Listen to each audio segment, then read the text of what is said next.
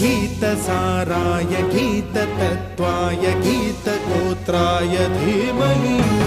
गूढगुल्फाय गन्धमत्ताय गोजयप्रदाय धीमहि गुणातीताय गुणाधीशाय गुणप्रविष्टाय धीमहि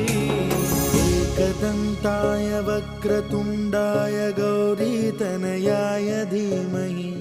गजेशानाय भालचन्द्राय श्रीगणेशाय